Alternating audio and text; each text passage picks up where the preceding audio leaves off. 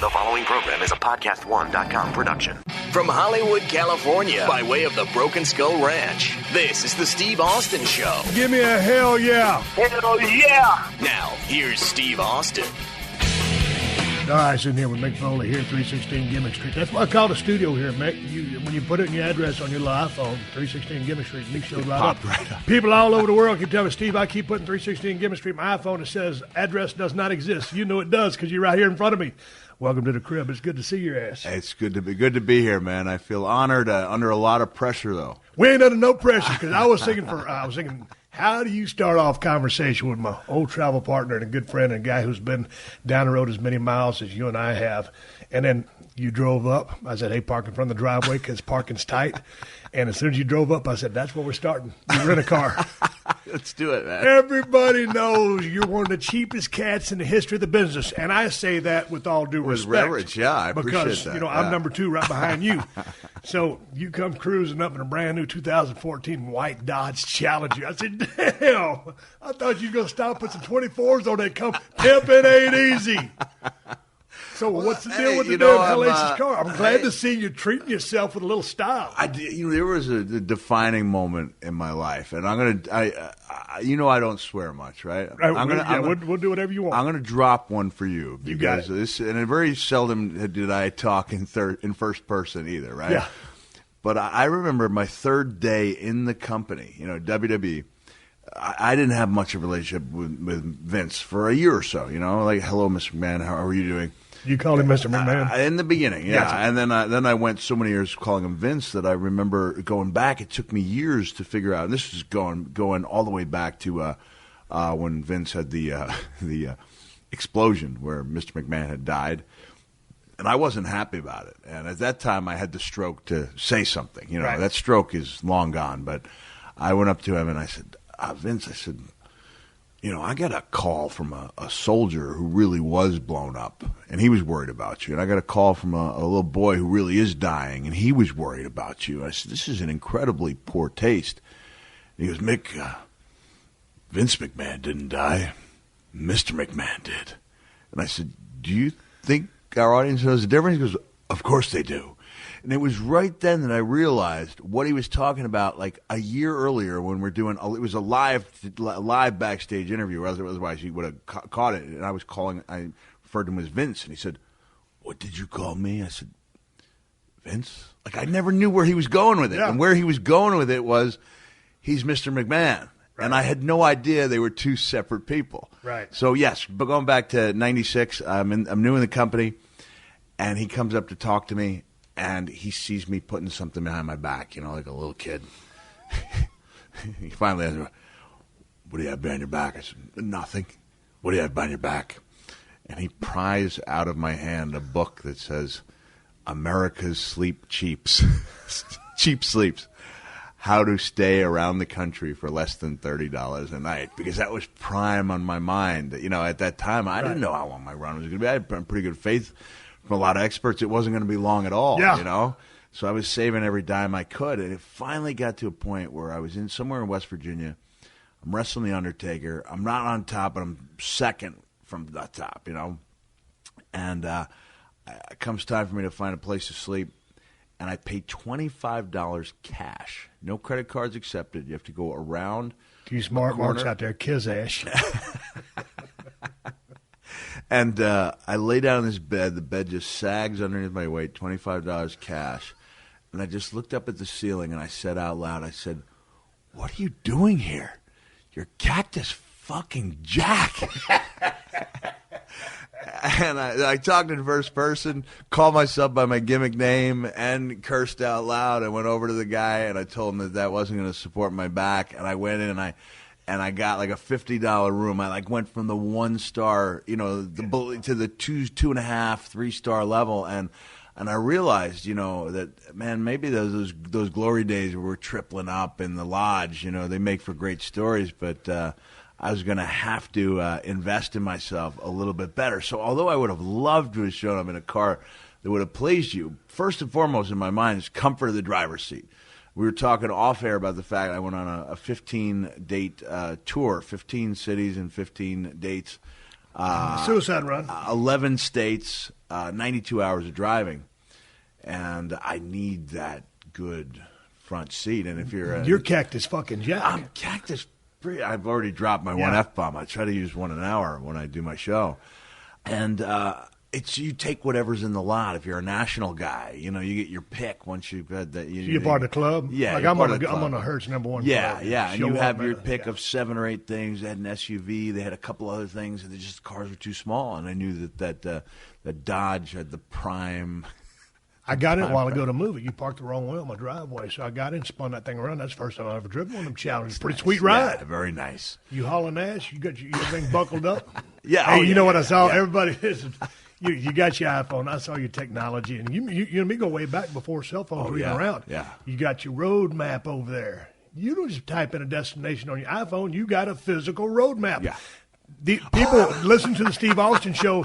Some of you are so young that y'all don't know that a paper map actually exists. And you look on the highways and byways and shows you how to get places.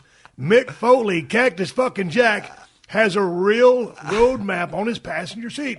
You don't see them anymore. You don't see them, and honestly, I don't usually travel with one. But there are times, you have to verify. You go type in your GPS, you get the thing, and then check it just to make sure it's okay. Yeah. Because I've been out there, and I'm sure you have too, where the GPS takes on a mind of its own, and you end up going a long way. Me and my brother-in-law was in a car the other day. We was going to Chico, California from Sparks, Nevada. It says hang a right on Ellis Road. It's a dirt road. Yeah. We went a quarter mile down that thing and said, hey, do a U-turn. I ain't trusting this lady in the iPhone. We took the long way around, and sure enough, about 6, 7, 8 miles later, on the right-hand side of the road was Ellis Road. It was a shortcut, and we didn't take it, so it proved us. It kind of blew up on our face on that one, but I'm all over the state. I'm all over the state of California, so I at least need to know where I'm going. I like to see where it is, and then let's talk about the state of California, because you're here right now. You're at my house right now, and you fix to go do a show in Pasadena. But as the show drops, you're going to be in Brea, California, the 14th. You're going to be in Ventura, California, on the 15th. And the 16th, a double shot. 31st of August, Denver, Colorado. 13th of September, Farmingdale, New York. 16th of September, Maple Ridge, B.C. 17th of September, Revelstoke, B.C. 18th of September, Vernon, B.C. 19th of September, Kamloops, B.C. 20th of September, Prince George, B.C. 21st, Grand Prairie, B.C. 23rd, Edmonton, Alberta. And then Lloydminster, Alberta on the 24th. And it goes on and on and on. All you got to do is go to realmickfoley.com to see where Jack is at, or if you want to go check out his show. My question to you is, dude, what are you doing? Are you stark raving crazy? You're supposed to be kicking it now. You worked your ass off. You beat up your body. Steel chairs to the head. You should be kicking back, picking your spots. You're hitting it hot and heavy. It's hard. The dates are coming in. I've been working on this for 5 years. I went from where I couldn't get anybody to go to the show. I mean, it was frustrating. I'd do a book signing, and I'd have a good line. I'd do a minor league baseball game, great line. And when I'd ask people, hey, you going to go to my show, I could tell people were lying to me they were creating excuses not to go to the show because it doesn't seem to make sense. It seems like a giant leap when actually it's like a little sidestep. I'd look at guys and they go, really, you're doing, I never should have called it comedy. Should have gone with spoken word. Right. Should have coined a phrase like WWE did with So what is it? Is it comedy or spoken word? Just stories? It's a wrestling-centric storytelling show. That's hard to put on a marquee. Right. That are largely humorous, but don't have to be. Right. And I can make a point. I can get a little, and I make sure if I'm going to get sensitive or sentimental that I got something really shallow lined up. To dip my toe into. And I'll make points. I try to cover some serious territory, but I also like what kind of serious territory? I mean, is there any life lessons in your act? Because, I mean, God dang, many times we've been around together. A lot of our friends that have died, drugs, bullshit, stuff like that. I mean, you got any life lessons in your shows?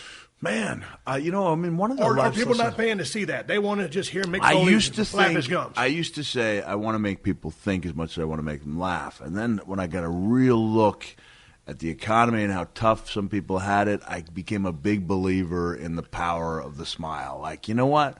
They can get the heaviness somewhere else. I mean, it's like with my books, people picked up little lessons about life. I'm not going to force a lesson on people. If the one lesson I try to pass on is that you don't let the situation define for you what being a success is. Like I always, WrestleMania moments become part of it's part of the lexicon. So I refer to things as this is my WrestleMania moment. I had a thing where I was doing a little Santa Claus appearance because I have a weakness as for Santa, and I was doing it for a friend of mine who has a side project with Nora Jones, and I come in, I show up late, I almost left, I was cursing out loud. The GPS tell me I'm on the Brooklyn Queens Expressway, and I could see the BQE over me. I was on the verge of leaving, and I looked in the mirror and I said, if you don't go back in there, and I got my beard bleached white, and my skin's all burned underneath, you don't go back in there, do the best jobs you can. You don't deserve to wear this. And so similar lessons to what you're doing in wrestling. And then when I walked in, it was like entering the land of Oz, and I walk up there, I say my little piece. Nora Jones goes to sing Silent Night, and I'm looking at a microphone, and Nora Jones about 8 feet away from me, and I thought to myself, if you don't walk up there and start singing Silent Night with Nora Jones as Santa Claus, you regret it for the rest of your life, Cactus freaking Jack. And that was like, I'm looking at it, about 400 people there, and it's like, this is a WrestleMania moment. Like, this is it feels as good as anything ever did inside that ring. And that's really the only lesson I have, is that, you can take a guy who used to perform in front of tens of thousands and put him, in some cases, in front of tens of tens. Yeah. He's usually in the hundreds, know. I mean, I need double digits to have a good time. You can't have a single-digit crowd. But I'm enjoying it, and I have to go back to 2000 when I was the commissioner to think of a time when I had this much fun. Right. And from just a financial perspective, I mean, one of the problems, you were probably like me. It's a wonder that JR and I have stayed friends all these years, because I was not shy about making that 203 phone call when I thought the paycheck was a little light. You got to. And this is a life lesson to any of the boys out there listening to this podcast. Hey, man, you got to rattle a cage sometimes in regards to payoffs. And another quick segue, I always tell guys, these youngsters coming up, always ask the house, know your spot on the card, who you work with, and time is... when it comes to buck for promotion, you will have some concrete evidence, and you will have learned the system. Continue your story. I know we're going to go off on a lot of segues here, but I know people want to hear us talk wrestling. And you had Zach on a few weeks ago, and I felt like I had to write something about the Zack Ryder case, and I was going to call it the tragedy of Zack Ryder, and then I watched the evening news and saw real tragedies, and ended up calling it the sad case or sad story of Zack Ryder. The saddest part about that whole situation is when I asked him what happened, he said, I don't know. I said, you never asked? And he shook his head and he said, no. And it's like, it's almost expected. Like, you need to, that's one of the big tests, like above and beyond what you can do in the ring. You need to make that knock on that door and state your case. And in his situation, he had a rock solid case. He could point to merchandise. Yeah, he got himself over on YouTube. I mean, great little show. Yeah, Long Island, IZ, yeah, and people respond and say maybe he didn't have legs, he'd have to tweak the. Yeah, he would have to, but you need to give something make a shot. Case, yeah, I mean, hell, the kid got himself over. And so that is a lesson for everybody. There is that when you first come in, of course you're humble and you expect you're happy to be there. But the business doesn't do well with guys who are just happy to be there. You got to paint a target on another guy up's back and go after that guy. I mean, you're out there to take everybody's spot. I mean, you don't really – this is me looking back and reflecting. Yeah. But, I mean, as you were, I mean, God dang, we went down the road together. We were hungry as hell. Literally, we were starving. But we was always trying to make it one notch up on the card. I mean, you know, when you grew up as a fan of the business – and Jack lives on Long Island. Before we roll sound, I said, you live in Long Island. It's on Island. Yeah. Dude, you just want to be a pro wrestler, right? Yeah. But, I mean, it's always your dream to be the main event. You know what, Steve, I'm in a little different categories. I've been told for so many years. Yeah, I didn't accept that was my end Dude, did game. they program you? They beat you down so much? No. You had so many naysayers. You overcame a lot. But I never saw myself as being a champion. Like, I honestly, when you say, was my program a success? Like, in our case, we wrestled. You were going on to you were going on to the next big thing. When I had The Rock, it was because he was about to wrestle you. You know, like I knew my role and I accepted it. I mean, to this day, when people say like, do you think you don't get does it bother you don't get enough credit? You know, that you're not up there with. I think you do get plenty of credit. I do but you had your naysayers while you were in the trenches. Sure. Yeah. Oh, yeah. A lot of them. Yeah. Same. But the end game was making a contribution, and then having the best possible match I could.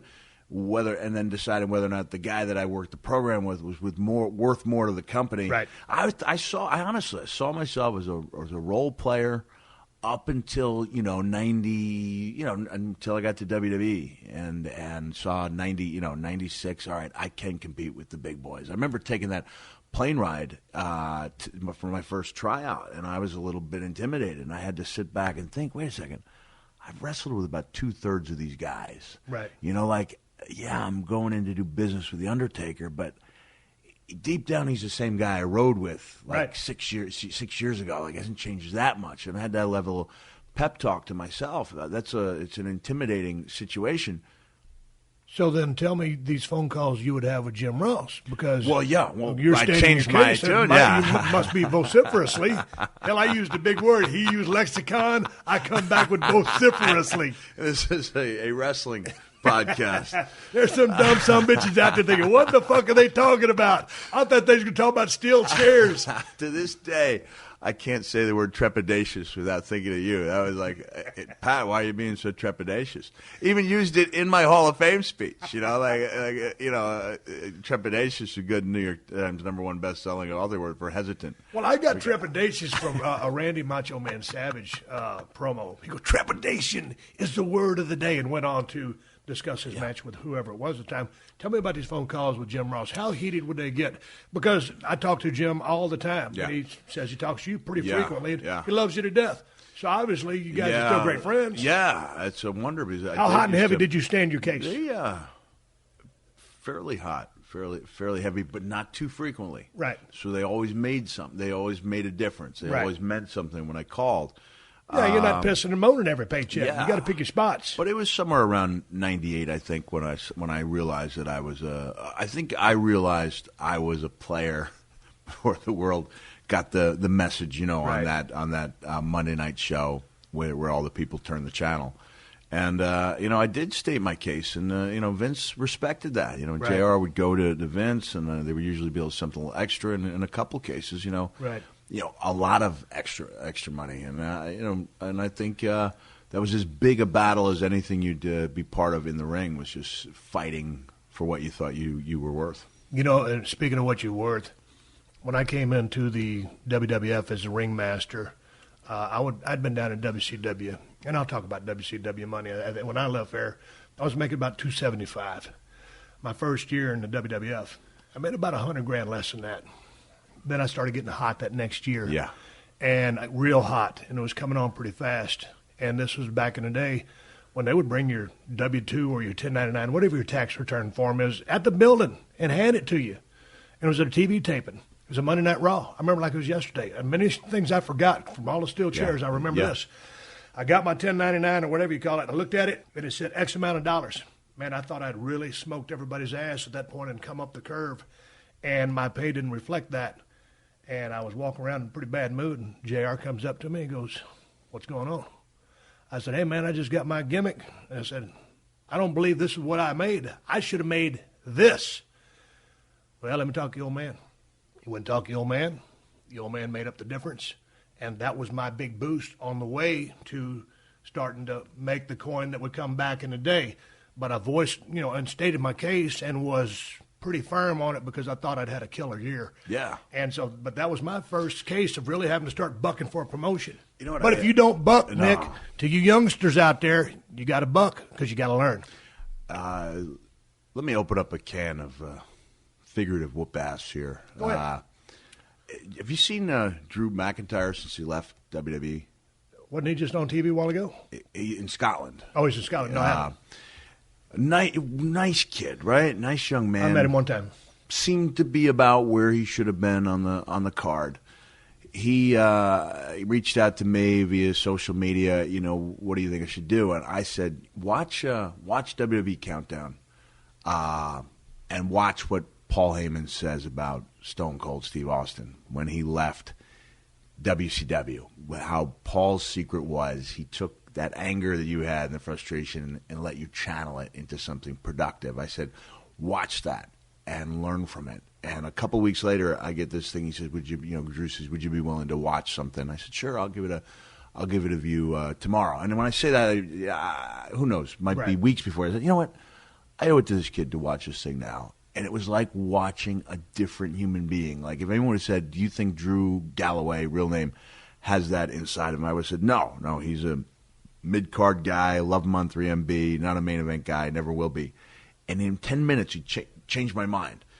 And I'm not knocking WWE because they were working with what they thought they had. But I think he's somebody in the same way that when I left WCW in both 90 and 94 and wanted to come back as a different guy to be taken more seriously, he's somebody I think the company needs to have an eye on, because I was like, wait a second, I forgot this guy's 6'7".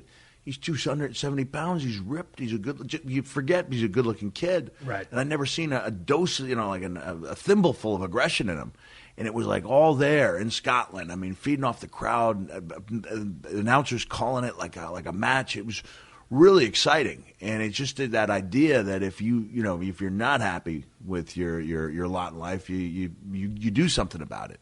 And I think I just wanted to make it a point on your show, because I know your show carries some weight. This is like I wanted to write a post about it, but if you go over a couple of hundred words on a post, people lose interest. And so if you're out there, people check that out. You'd be shocked at how good that kid can be. He's 29 years old. He comes back in a year or two as a man instead of a kid, and doesn't let people remember him the way he was. You've probably seen good wrestlers come into WWE. They just seemed almost physically shriveled. The ring's a little bigger. Everybody's 6'6", 270, and unless you got in your head that you absolutely positively belong there, you just you shrivel up psychologically. I'm talking to the legend Mick Foley. We're talking about all kinds of bullshit here today on the show. I'll take a pause for the calls and a word from my sponsors. Coming right back with the one and only Mick Foley. This is the Steve Austin Show.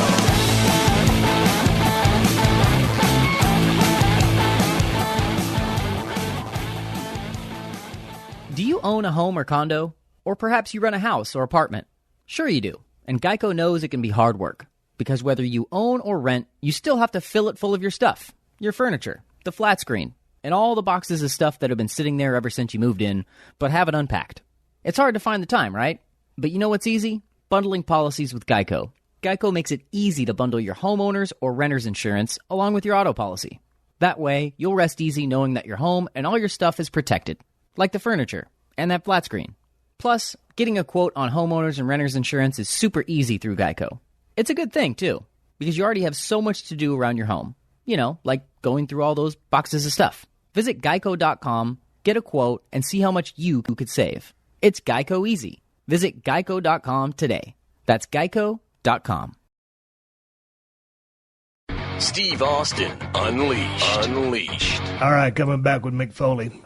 And we're talking about your show, and it's basically about a good time. Same thing with my podcast, man. My job here, I feel, is just to entertain people. I mean, and it's about nothing. It's almost like a Seinfeld show. It's a poor man's Seinfeld.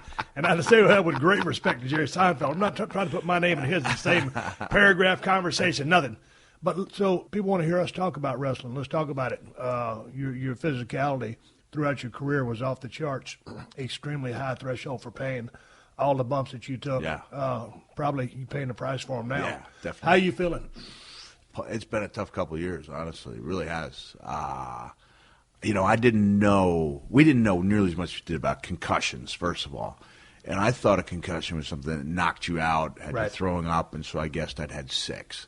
And then we come to find out that it's not just the major blows, it's those cumulative blows, including body blows. Who would have known? Yeah. Like, who would have ever guessed that a backdrop on the floor, say, can you imagine, a neurologist, orthopedic guy looking at a backdrop on a concrete floor in slow motion, what that does to your body? And you think about it. I mean, I remember wrestling you at house shows, backdropping you, number one guy in the business, and you're taking backdrops in the concrete at house shows because you were doing what you thought you had to do to pop that crowd. In retrospect, maybe some of those decisions weren't that sound, especially post 2004. Is that when it started catching up to you? Well, it's 99. I remember Hunter actually saying to me, like, people say, "Hey, Mick Foley must be like falling apart," and Hunter was like, "No, he's actually moving around pretty good." That was like 98. Yeah. Within about a year, I mean, I was like a different human being. Everything hurt, like it caught up. Mother Nature and Father Time kicked my ass in a hurry. Mother Nature, Father Time. Brother. But you didn't have any major surgeries yet. Did you have anything replaced or fixed? You know what? Here's part of the problem. I went to top. Well, the neurologist gave me two of them, Ixnay. It's kind of this is something I'm proud of. I want it on my epitaph. When Dr. Cantu from the Boston Center for Traumatic Encephalopathy told me in no uncertain terms that I could never go in the ring again. I looked at one of the top neurologists right in the eye and I said, I can work an entire match around my left knee. That's a great wrestler line, right? Yeah. Like I can work an entire match around my left knee, and he looked at me and said, Mr. Foley, when you were in my office 2 weeks earlier, you struck me as a bright young man. He said, I've been doing a little reading. He said, you got a lot going on. He goes, if you think you can find another neurologist to clear you, that's up to you. But I'm telling you, as a neurologist, you should never be in the ring again. And it was like an enormous weight was off my shoulders. It really was. How so? Because someone gives you a reason to walk away? The ball was right. taken out of my court. It's right. almost like a boxing match where the guy throws in the white, the white towel. They did it for you. Yeah. And I had that talk with Edge 6 weeks later. I was driving through the mountains of North Carolina. I was like, hey, Edge lives somewhere around here. Gave him a call, and he was like at total peace with that decision because he realized coming back means risking paralysis. It's not a matter of guts. You can't do it. And I think guys like us, you need that guy telling you can't do it because otherwise you will be sitting there. And I probably could have had a good match with Dean Ambrose. Right. 10 minutes, with all the bells and whistles. I mean, I was even going to call Undertaker and say, can I please, for one match, can I come up through the ring? Right. I had everything lined up, and I thought we had a heck of a match. So it was easier for me to have the ball taken out of my hands and kind of walk over to that bench and sit down. When I was in Seattle, WrestleMania 19, man, I was drinking a little bit, living too fast. I've told the story too many times. I won't tell it again. I went to the hospital that night, ambulance. Heart was going crazy, drinking too many speed stacks and all that other bullshit. And they put 4 liters of fluid in me. I was dehydrated. Didn't really give me the clearance to wrestle the next day. Yeah. But I was going to because it was WrestleMania 19, and I knew I had to hang them up. And so I had to, go to work because that's what we do. Yeah. So I went to work. Man, I remember showing up down there, and, man, Jason, the guy who works at WWF, had the place lit up. It was a beautiful building, there in that arena there. KD and all the gang was there. JR rode with me. I was in a real, someone even looked at me wrong or talked to me. I damn near want to start crying because it's my last match. Yeah, we didn't get a chance to tell everybody because I needed to ride off in the sunset because my guy said, hey, dude, you need to get out of Dodge and you need to do it now. So, went and did it. But I remember Rock hit me with 3 rock bottoms. On that last one, I laid there at 1, 2, 3. And, man, the feeling, it was just like what you said. A weight was lifted off my back because I didn't have to go out there and put anything on the line anymore. And don't get me wrong, I would have kept doing it, but someone took the ball out of my hand. So I felt that relief. Yeah. And it was Steve, it's okay to go now. Because the doctor said, hey, you need to get your ass out of here. Yeah. So I felt like that. I felt relieved. And now when I look back, I'm, 12, 13 years removed. And I think if I never would have had the neck issues, I probably could have made at least another good 5, 6. That was a pretty physical bumper. Yeah. Not crazy bumps like you, but a snapback bumper. But now when I look back, I think had I stayed in the business, because I feel pretty decent right now, but there's days I feel like shit. I think I would feel more like shit had I got that extra 5 or 6. So I'm probably cool. Well, I am cool because I got all the business out of my system. Yeah. With riding off to the sunset when I did. I had the sunset exit in 2000, and I had the sunset exit in 2004, and I had it in 2006. It was just I couldn't, it was like, who knew the economy was going to fall apart? Wait a second. So not only is the money I saved not going to it's losing money, and there was this sense that I'd just written a second novel, which the world did not exactly, line up to buy, and I was like, I can make as much money for a comeback match with Carlito. There was still a market for a Mick Foley match, even if it wasn't a main event match, there was still something there, and I kept going to that well. And man, if I could have taken an eraser and rewritten history. You know, anything post 2006 would have been off the record for sure. So what about all this stuff with Christopher Nowinski, the Brain Institute, whatever it's called? I say that with respect. I just don't know what it's called. Boston Center for Traumatic Encephalopathy. Have you been there? I just say that continuously because if I can continue to say it correctly, I know. You still got it. A couple times. And I want to do next year's show. I want to deal with some of the head trauma. And I've dabbled in it a little bit where I've said, as long as I continue to say the words Boston Center for Traumatic Encephalopathy, I know I'm okay. And a couple minutes later, I'll come back to the Boston Center for Traumatic Encephalopathy, and I'll start coming up with different ways to screw up the name. Right. And it's an uncomfortable laughter because not everybody understands that I'm messing it up on purpose. And it's kind of like a clever thing where you're getting the laughs from a few people, but it's like, I don't know if I'm supposed to be laughing at this guy's expense. Right. And that's one of the things I'm looking for is like, if I do want to make a serious statement in my show, how do I do it? And I've talked to Brendan Burns, who's a brilliant comic from Australia and knows the wrestling business, has a real good feel for the wrestling business. If it wasn't for the fact that Vince would personally hate him and have him thrown out by the end of the first day, he'd been an outstanding asset to the writing team. And I asked him about that, and he's like, mate, you're going to get that series, you got to have a killer Final 15. And I don't have a way to go from there, but it's like you drive down the road. It reminds me so much of like coming up with a match for a pay-per-view. You know, like you get your sections, you got your moves. Especially for me, I had a limited set of moves, and I had to keep thinking of different ways to combine them, throw them in, you know, different ways of making the matches exciting. And when it clicks, the same way that, you know, the match would come together and click and you'd have that vision in your head, it's the same feeling of fulfillment. I'm not there yet. I don't know how to do next year's show yet. I'm having fun. So how's the gray matter inside your cranium? You good? You fucked up? Well, you know, it's going to be a waiting game. You know, I mean, I'm donating. I have little memory lapses here and there now. Sometimes I can't. You know, I always joke to my damn wife. I say, hell, man, sometimes, Kristen, the faster I cross the room, the sooner I forget why I crossed it. So, yeah, I'll have a fleeting moment like that, but I can't say that that's because I got hit with a bunch of steel chairs because I was a hands-up guy. Probably had, 2 to 3 concussions due to activity in the ring, just to a bump gone wrong. Yeah. So I can't chalk it myself up. And I got lit up playing football now here or there a few times. When they asked me how many times you've seen stars, that's another. I was like, what? What do you mean? Like, hundreds? You know, like you're telling me? And Brother, you don't see stars, you see constellations. I used to wrestle Undertaker, and then I'd charge him in that corner. He'd bring up the boot, and I'd have the chair in my hands. Yeah. And the percentage of people who would have known the difference between real contact and some space would be so minimal. But to me, if I didn't feel those stars, I wasn't doing it right. Right. Going back in time, I would have had that hand. What would it have hurt? Right. To put not only the hand up between my chair and and that boot, but to put that chair up when that hand up when those chairs were traveling at high speed. Mick, you went to wrestling school, and at the core, your beginning was with Dominic DeNucci, correct? Right. Now, in this school of professional wrestling, 2 questions. How long was the wrestling school, and did you learn how to take a chair shot? I'll answer no. 2 questions. All right, yeah. I'll answer the second one first. Okay. No.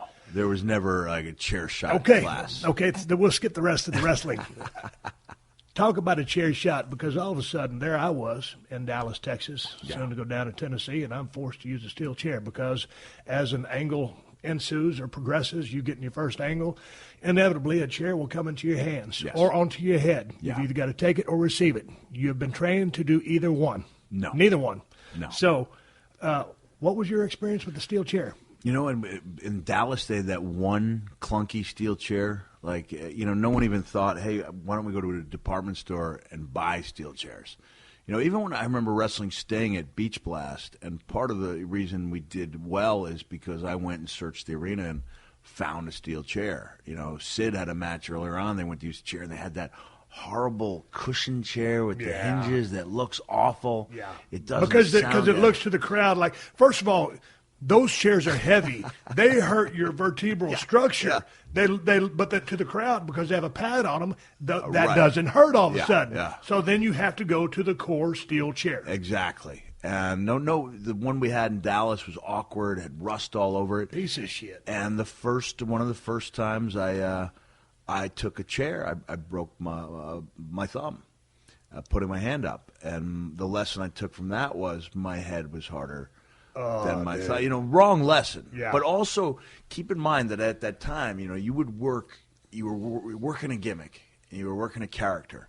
And I had an act, and when I say he was on me, I meant in a good way. He would come to me and, Jack, you work so hard. Yeah, he goes, but you're so nice to the fans. Like that was my weakness when you're in a territory every week, every Friday, Saturday. Yeah. People get that feel. It's part of what I talk about during my current show.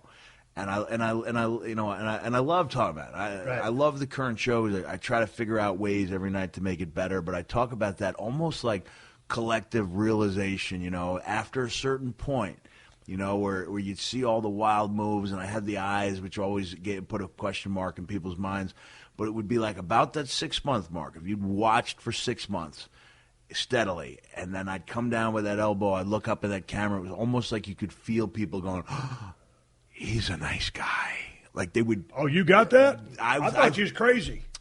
What? And I mean, as a compliment. And I was helped in WWE, the mask, which I only recently came to find out through Bruce Pritchard, was really just Vince's way of hiring me while covering up my face. Really? It was not meant as a deep psychological ploy. It was just JR waging a steady campaign on my behalf, and finally Vince slamming his hand down at a meeting going, all right, damn it, I'll bring him in. I'm covering up his face. Like, this is a quote. Is that a shoot?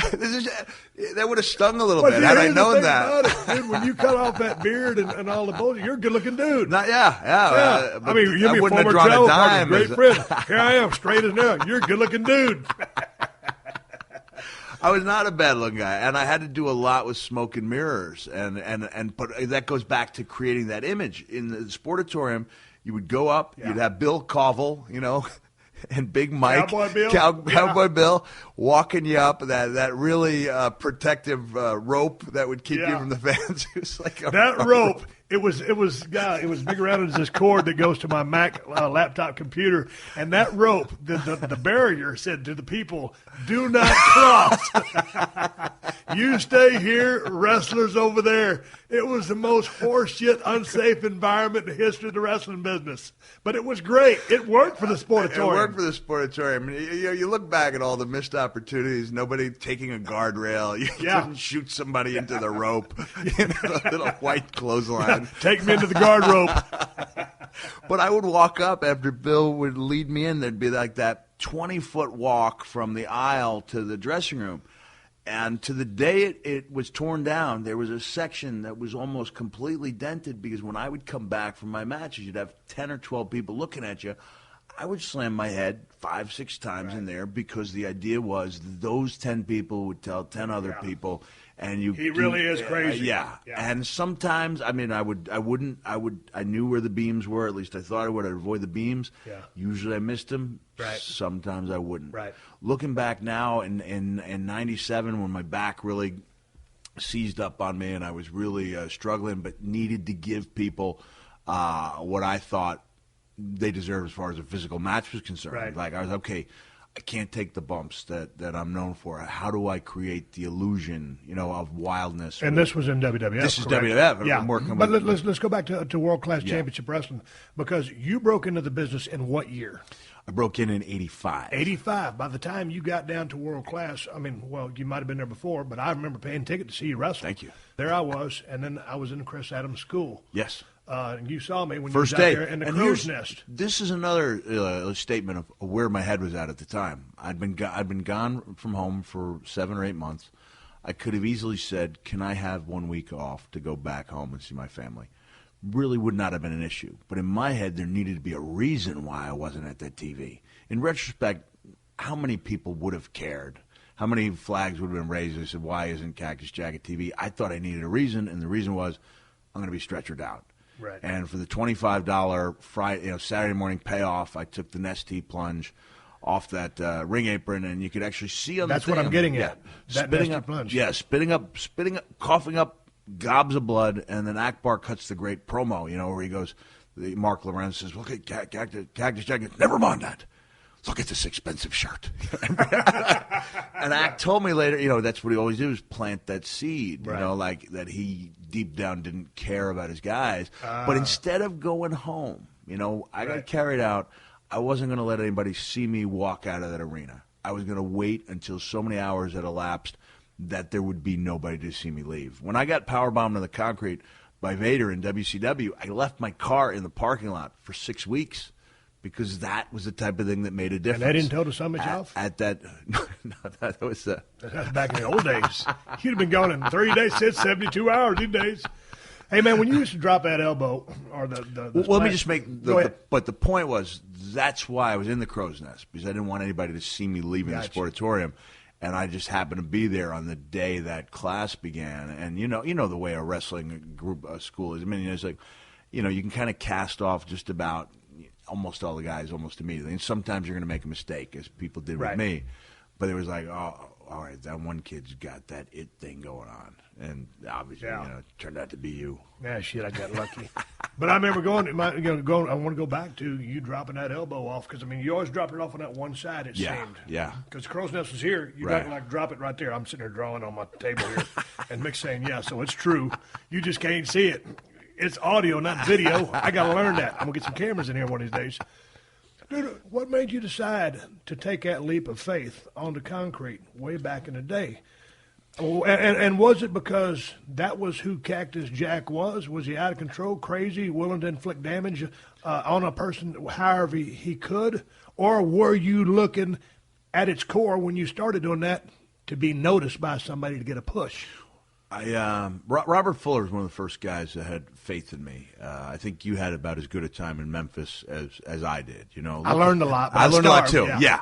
I didn't like it. I've since made peace with Randy Hales. Randy brought me and my family to the circus. I realized a valuable learning experience. You go in, you don't know who your opponent is until you get, you see your name on the chalkboard. Right. You walk out there, you haven't seen the guy, haven't talked to him, you're putting a match together.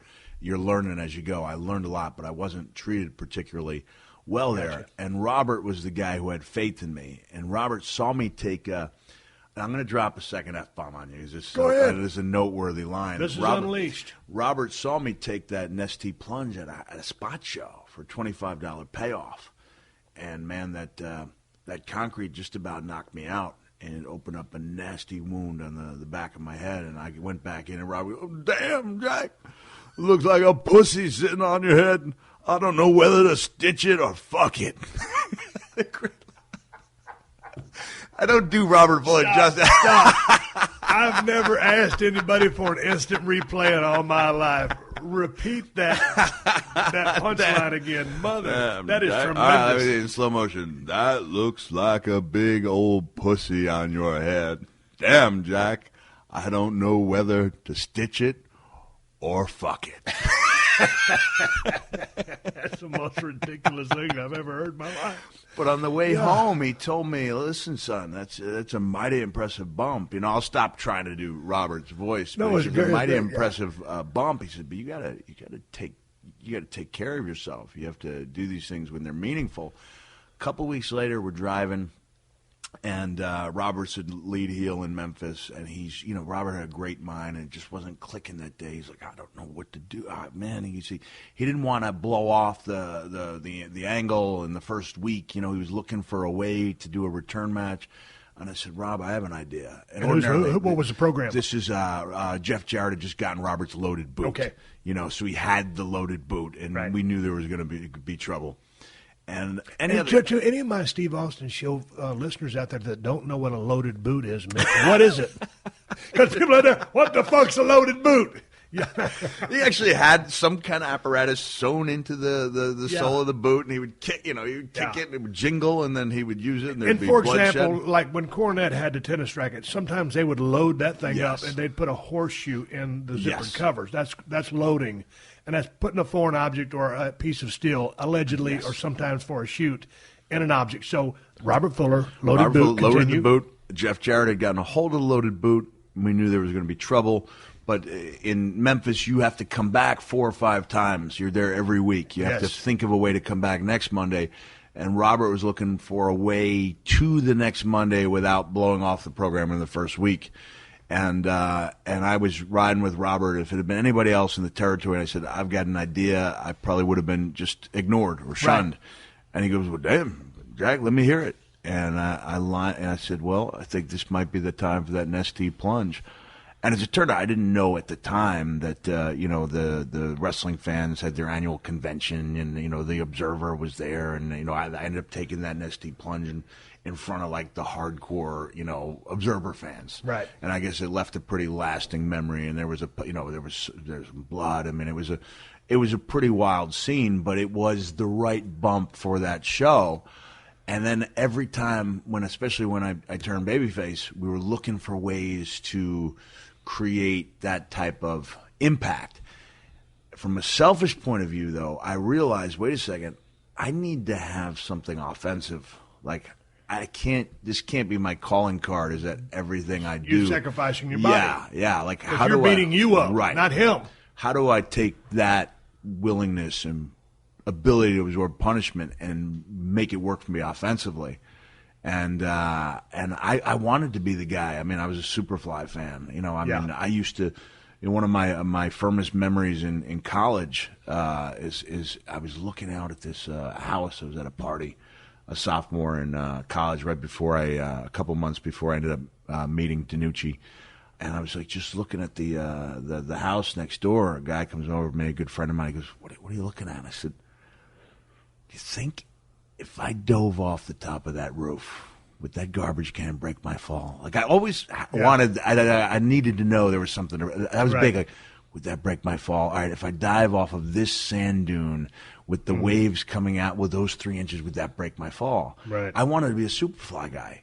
I couldn't, because I couldn't balance on the top rope. And you couldn't do anything as good as Jimmy did. I'm a firm believer, why be the second best at something? I was just talking today on the hip-hop station at Sirius about you're a big hip-hop guy. It was a perfect fit. It was not likely to draw a single fan to one of my shows. But I was asked about the evolution. Just hear me out here for a second. Yeah. The evolution of mankind and the fact that it was actually the cell match that made me see, wait, I got to find a different way to connect with people. And you may not want to take credit for this, but when your character just skyrocketed, there were like 6 or 7 like Steve Austin lights, like guys saying, I'm going to, and people, whether they knew it or not, were trying to be like you and not being successful at it. And I was a big believer. I'm not gonna be the 7th best Stone Cold. There's an open market there for like the nerd fans, and I need to find a way to make some people laugh to make that connection. So I went in that direction. But going back to the elbow, that was my way of finding, taking the talent that I did have for taking some wild chances and making it work for me as an offensive move. But a question, and before I ask you the question, when I'm talking about loaded objects, one of my favorites from Mid-South Wrestling, Bill Watts, the loaded Gucci bag. Missy Hyatt would whop Dark Journey with that loaded Gucci bag. I mean, that was one of the damnedest loaded gimmicks of all time, Missy Hyatt's loaded Gucci bag. If you hadn't seen it, go back and Google Mid-South on YouTube. Talking to the legend Mick Foley. We're talking about all kinds of bullshit here today on the show. I'll take a pause for the calls and a word from my sponsors. Coming right back with the one and only Mick Foley. All right, coming back with Mick Foley. My question to you is, Mick, when you did that, what do you call it? The fallback? The Nestea plunge. Okay. Yeah.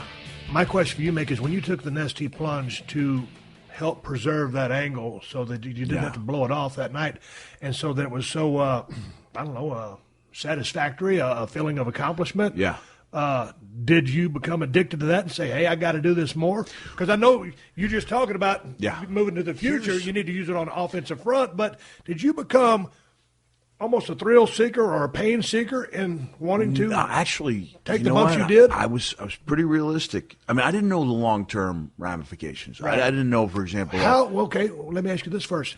How far down the road were you looking in your career? Because I didn't look down the road, man. I was living for the here and the now and waking up the next morning.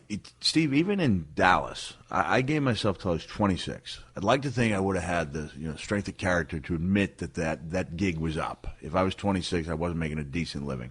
Livable apartments, car. Were you married in Dallas? No, I wasn't. Okay. I wasn't married. And I would go down to the TV studio in Las Colinas twice a week, and I would watch Video Bob Von Gursky put the show together. And it's funny, if people go back and watch the old World Class show, I would do several of the voiceovers. I produced a couple of the videos. Like, really? I was pretty hands-on. There was even a time when Bob wanted to take a vacation. They were going to put me in charge of directing the show because I had the background in college. Like, I was always fascinated. I was considered a pain in the neck by some people because I was walking around saying, can you get this camera shot coming from a low, the camera, here's the elbow, and I realize this is my bread and butter. And at that time, it was the 13 to 14 foot, length, back when I had a little spring in my legs. Yeah. And even then, there was very little. But I realized. But you were already looking to the people with the camera to help you look more like a superstar. So if people go home and they watch that Nestea plunge with Mil Mascaras, it's a hell of a bump. But Jackie Crockett had the perfect camera shot, and as I hit, he shook that camera. Right. And like I said, when I got to WWE, there was just a little bit of feeling, when I would walk through, hey, this is what I'm trying to do, this is what I'm trying to accomplish. And now the producers are up there. What are you trying to do? What are you trying to accomplish? How can we do this? And I hadn't seen my match with the Big Show in the Boiler Room in years. My son Huey is such a fan. I don't, as a habit, go back and watch my old things. Me neither. But I remember Kevin remarking like he liked the way. The knock on me, from people who are not Mick Foley guys, for lack of a better word, they're just a big bump guy. But I always wanted there to be a story, and I remember Kevin Dunn really heaping praise on me, after that match when I was clearly way past my physical prime, and I was just about to go out for some fairly extensive knee surgery.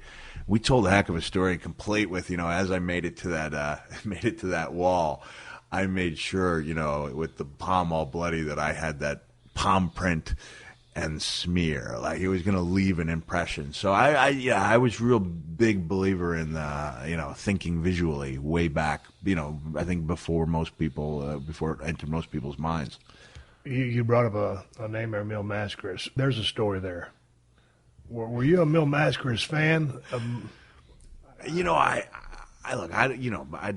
I did not enjoy working with Mil, and I know Alberto's his nephew. I recognize he's a legend who drew money everywhere that he went, but he wasn't interested in doing business that night. And I tried to remember the way. So what was the story? This was it a pay-per-view? It was a Clash of the Champions. And so you're going to work with Mil Mascaras. I'm going to work with Mil. What's his beef with you? No beef, but WCW were sometimes we were not big picture thinkers. Correct. We were in Corpus Christi. And the small picture is, let's get a pop from the Latino audience. Bigger picture is, here's a full-time guy. Why are we having – he's got some promise. He's a guy we want to use. Why are we having him lose on national TV in the Clash to a guy who won't be here ever again? And I was set to – Mil was late, missed his flight, set to wrestle Rick Fargo, actually pick up a victory on Clash of the Champions. And then, Mil came in, I'd say 20, 25 minutes before the match.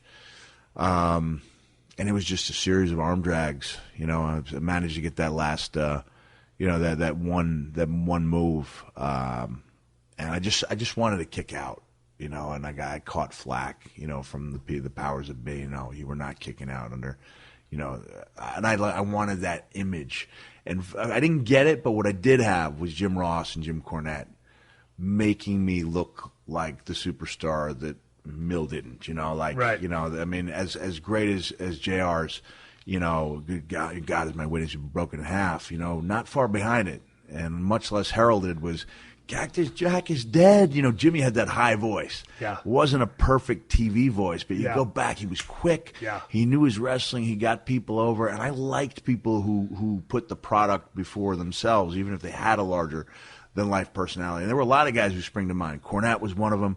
Michael Hayes, I thought, was very unheralded as an announcer, as was Kevin Sullivan, who, even though these guys were gimmick guys, would go out of their way to put the guys in the ring over, which I tried to keep in mind when I had my short stint behind the microphone. So where did the Cactus Jack gimmick come from? Cactus Jack was Who was he? Cactus Jack was my generic gimmick that I was only going to do long enough to become Dude Love. Dude, you was born in Indiana. You grew up on Long Island. How in the hell did you come up with Cactus Jack? Because that ain't Long Island. Listen, my dad, and I wrote about this in my book, but I love and miss my dad, and I'll take this opportunity to talk about him. My dad had a reputation in our school system as a disciplinarian. You know, the fact that he had a kid who, sometimes did things a little differently, was a cause of some concern. Because my dad was like such, the crew cut. There's no pictures in the Foley family vault of my dad with bell bottoms and pork chop sideburns. He was the crew cut guy. He was the athletic director. And in the book, I talked about how Ward Melville High School was the only high school that didn't allow any taunting or stomping when opponents were taking foul shots, because they would try to do that. And my dad would just look up at that crowd with, we had this one glance, and you'd see 800 people stand down. And Cactus Jack was just that name that I came up with for my dad when we were playing. It wasn't an internet wrestling game; it was the magazine wrestling game. You could send away, you cut something out from the Bill Apter magazine, and then 3 months later, you got this little board game, and there would be characters that you knew were supposed to emulate WWE, WWF guys. The characters that were supposed to, the Dusty Rhodes character, a very similar name. And then there were some spaces you could fill in your own names. And I was Big Train Foley. That's who I thought I was going to be. And my dad was Cactus Jack. Yeah. And so later on, as months passed, and I created this Dude Love persona for myself, which really was a wig, an orange headband, and a pajama top that somehow made me feel cool. I would put it on, I would go out at night, and I would have confidence that I did not have without it. It sounds absolutely ridiculous. But I was smoother. I could talk with women in a way I never could as Mickey Foley. Mickey Foley. So when were you doing the Dude Love? I was doing it I did it, in a home movie that involved the first. So you were Dude Love some 10, 20 years before you turned into Dude Love. I was Dude Love in WWE. I was Dude Love in 85 and 86, and then the deal was, I became Cactus Jack. I was Dude Love in 83 and 84. Started wrestling in 85 with the intention of becoming Dude Love when I got good enough to earn that name. Right. And then along the way, I realized, Mother Nature is not cooperating. I'm not Dude Love. I am this guy. It's Cactus Jack on the surface seemed to be like a Western motif, and we kind of turned it into something completely original. With a very generic sounding name, created a very original concept. Where did Bang Bang come from? Bang Bang, man, I love this story. It was just some of the craziest things, just come out of thin air. It was.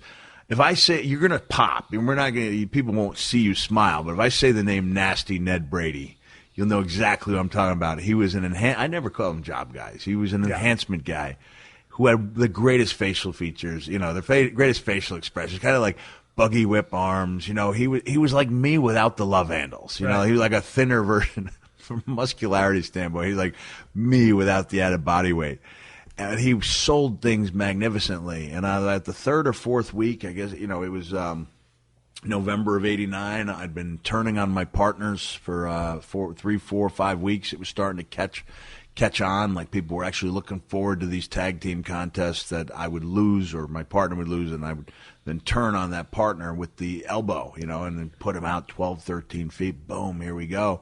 And I dropped that elbow, and it was a good one on Nasty Ned Brady. And as I lay there, as I sat up, the song Love Shack, B-52s, came into my head.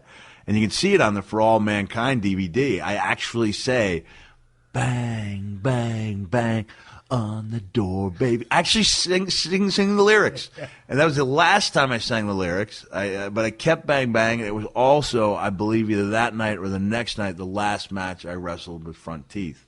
I was went home, was at a friend's bachelor party, and we got hit head on by a drunk driver, and those teeth were history, against my better judgment, I had well-wishers come to the hospital and say, hey, this is good for wrestling. And I'd be, no, that image of the guy with the missing teeth that's long gone, and this is not good. And then when I showed up, I remember Jim Ross going, great look. and you got to take what you can. Yeah. You know? Like you got to take what you can. And so I thought, this is a pretty good look. So much so, I've never really gone to replace them. So what was your favorite part of you to be? Mick Foley, Dude Love, Mankind, Cactus Jack? Did I get them all? I love, you know what, Steve? What's the difference between all of them? We collectively, and I'm talking about WWE, I'm talking about Vince, specifically in one case, Hunter, did a great job of creating the differentiation in people's minds. To some people, they say, forget about the cell match. My favorite moment is when you did the promo where you transformed from Mankind to Cactus Jack, keeping in mind that all I was doing was removing one shirt to reveal another. And the character wouldn't have been dead, but greatly reduced had Hunter just laughed and given that you're the same guy with a different shirt. Right. And he didn't go that route.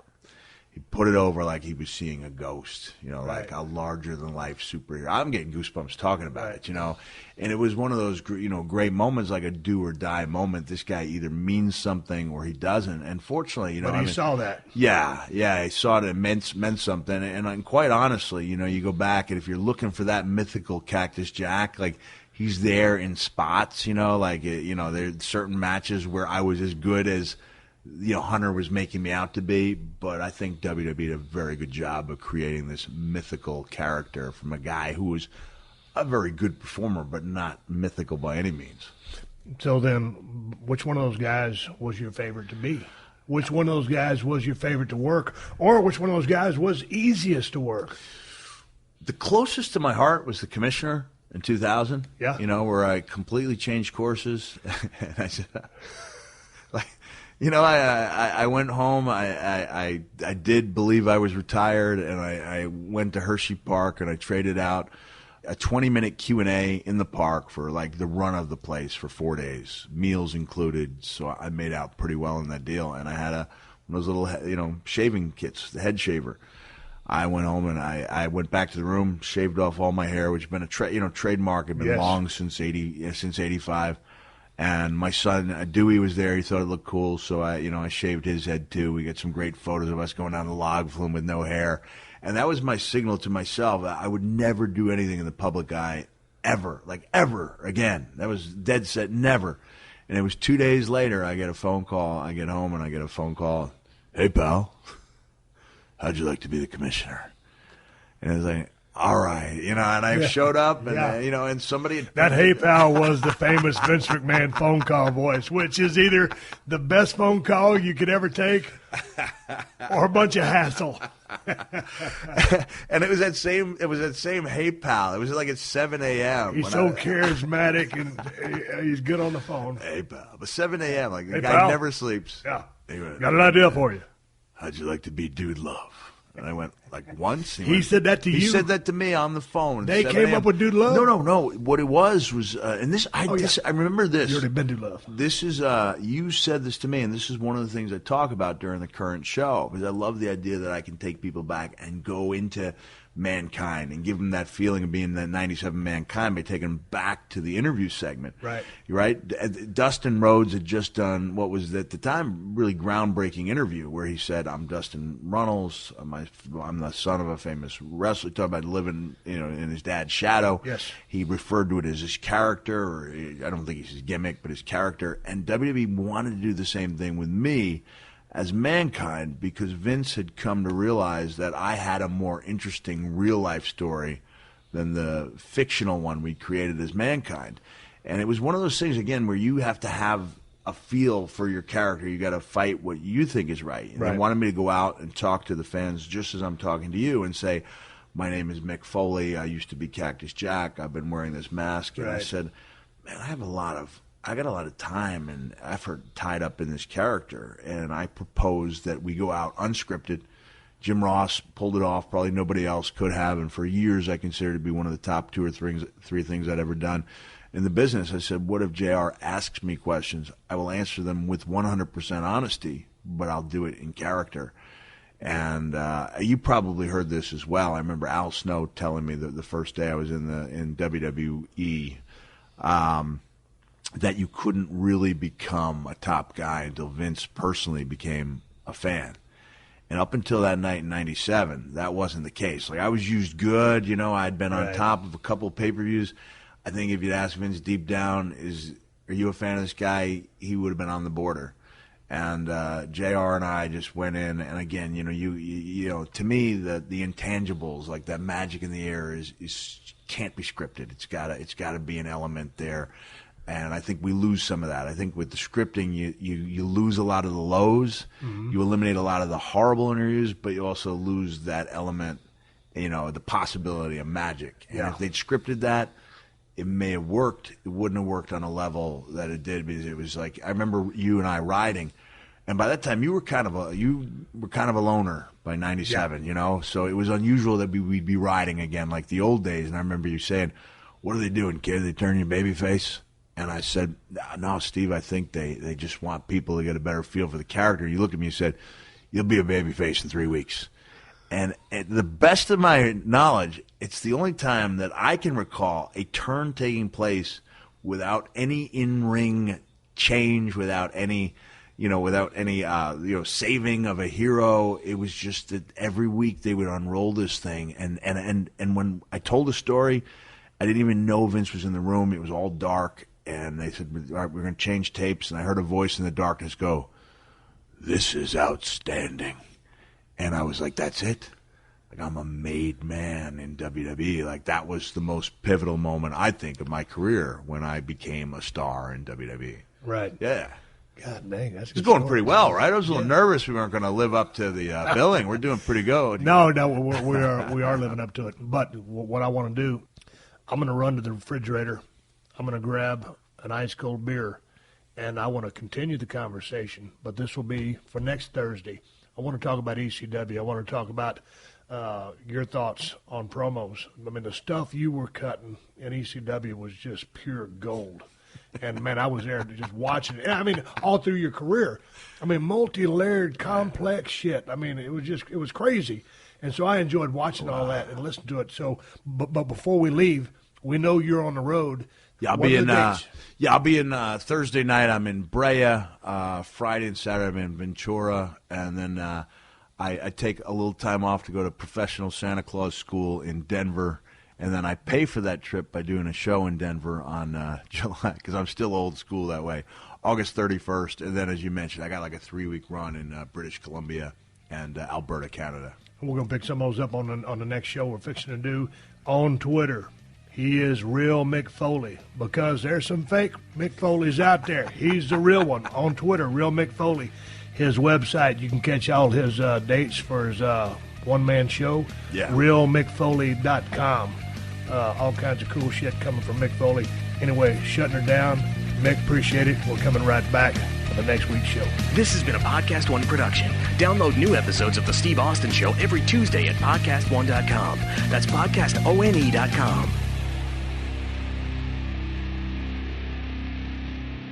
All month long, the biggest movies are streaming free on Pluto TV's Popcorn Summer Movies. Watch star-studded blockbusters like Titanic and Transformers: Revenge of the Fallen, or fall in love with charming rom-coms like Hitch and How to Lose a Guy in 10 Days. The best part? Pluto TV is 100% free. No credit cards, not even a sign-up. Plus, Pluto TV has hundreds of channels with thousands more movies, TV shows, and more. Download the Pluto TV app on all your favorite devices and start streaming now. Pluto TV. Drop in, watch free.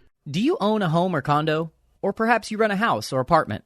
Sure you do. And Geico knows it can be hard work. Because whether you own or rent, you still have to fill it full of your stuff. Your furniture, the flat screen, and all the boxes of stuff that have been sitting there ever since you moved in, but haven't unpacked. It's hard to find the time, right? But you know what's easy? Bundling policies with Geico. Geico makes it easy to bundle your homeowner's or renter's insurance along with your auto policy. That way, you'll rest easy knowing that your home and all your stuff is protected. Like the furniture and that flat screen. Plus, getting a quote on homeowners and renters insurance is super easy through Geico. It's a good thing, too, because you already have so much to do around your home. You know, like going through all those boxes of stuff. Visit geico.com, get a quote, and see how much you could save. It's Geico easy. Visit geico.com today. That's geico.com.